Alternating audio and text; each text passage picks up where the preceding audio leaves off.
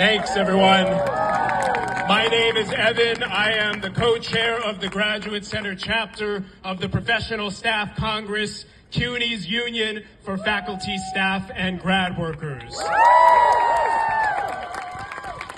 I am honored to be here today at the future site of CUNY Morningside Heights. And I'm honored to be here standing in solidarity with student workers of Columbia.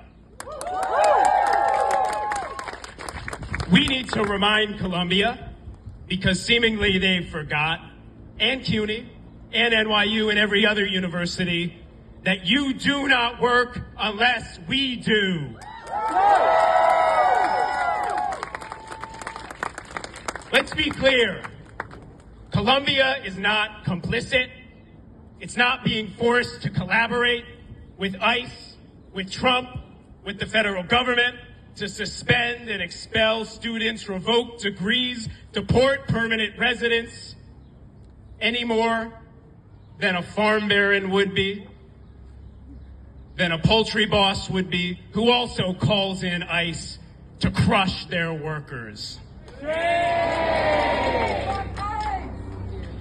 At CUNY, we've seen this too.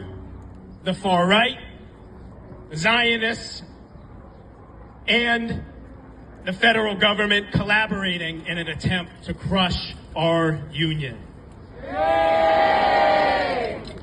They think that Palestine is the issue that they can use because no one's going to stand up. But I see a lot of people here today.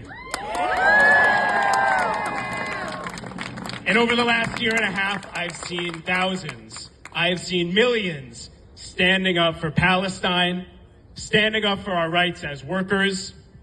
And it doesn't matter if we're in the public sector, if we're in the private sector, they are coming for us regardless.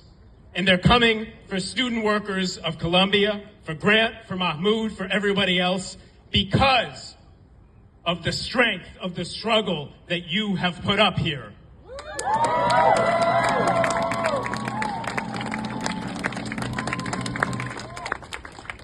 I am also a labor historian, and I was in the archive last month, and it reminded me that we have been here before.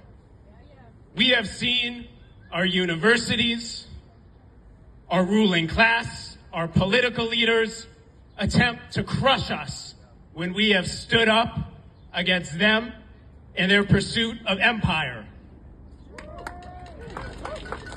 In 1971, Angela Davis, sitting in the Marin County Jail, wrote a letter to the American Federation of Teachers members and reminded them of their duty. She wrote, "Many educators have seen the struggle in the streets through a scholar's eyes, applying intellect to endless studies of the people's problems. But this struggle is no struggle in abstraction.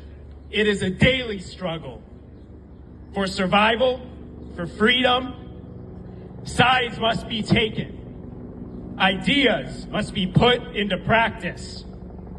If in the struggle, the smokescreen of academic freedom is blown away, then the repressive functions of the educational system will be that much clearer to the people.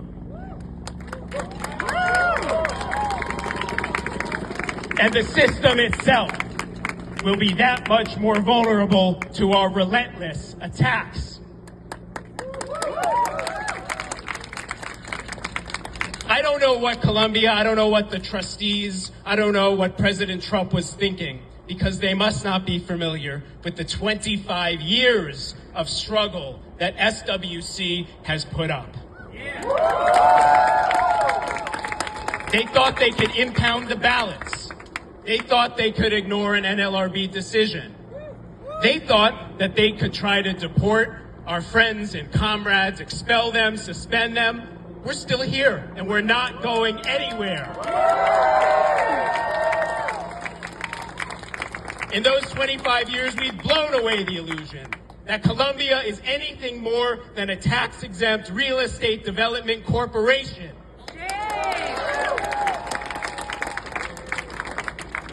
So I'll say it again. Free Mahmoud. Reinstate Grant. Reinstate Grant. Solidarity forever. Solidarity forever.